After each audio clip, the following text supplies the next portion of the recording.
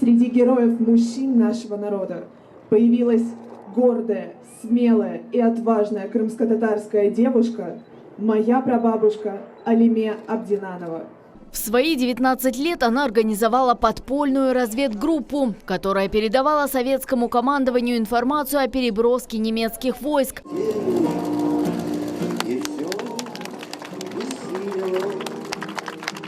Символ позитивных перемен – школа в микрорайоне Фонтаны. В 2019 году на фасаде открыли памятную доску, в нынешнем памятник Алиме Абдинановой. Наши дети, заходя в 44-ю школу, каждодневно, видя ее взор, видя ее лицо и вспоминая ее подвиг, я уверена, будут жить согласно ее нормам. Установить в школе памятник – инициатива Валерия Аксенова. Надо помнить своих предков, надо помнить тех людей, кто отличился, а тем более, что это молодые люди, которые сложили головы во время, так сказать, страшной войны.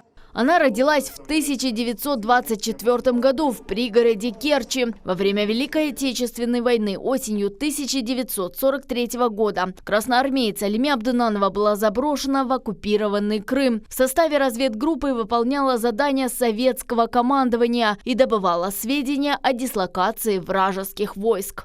Каждый раз проходя, они обязательно хотя бы один раз зададут вопросом, какова же была ее жизнь, как она жила. И вот этот вопрос, ответ на него, он будет очень важен для них в их судьбе и в их воспитании. Пример мужества и патриотизма. Жизнерадостная, веселая, целеустремленная Алиме Абдинанова окончила школу с отличием и мечтала стать учителем. Однако война перечеркнула планы. Вы знаете, вот это ее подвиг, не каждый мужчина мог бы, наверное, это выдержать, ее пытки, но она это все выдержала и не предала. За героизм, мужество и отвагу, проявленные в годы Великой Отечественной войны, 1 сентября 2014 года Владимир Путин подписал указ о присвоении военной разведчице звания Героя России посмертно. 70 лет звезда искала своего героя. Это наша память. Память всего Крыма, память крымских татар. Кроме школы именем Алиме Абдинановой назван парк в поселке Ленина, улицы в Симферополе, Керчи и Феодосии.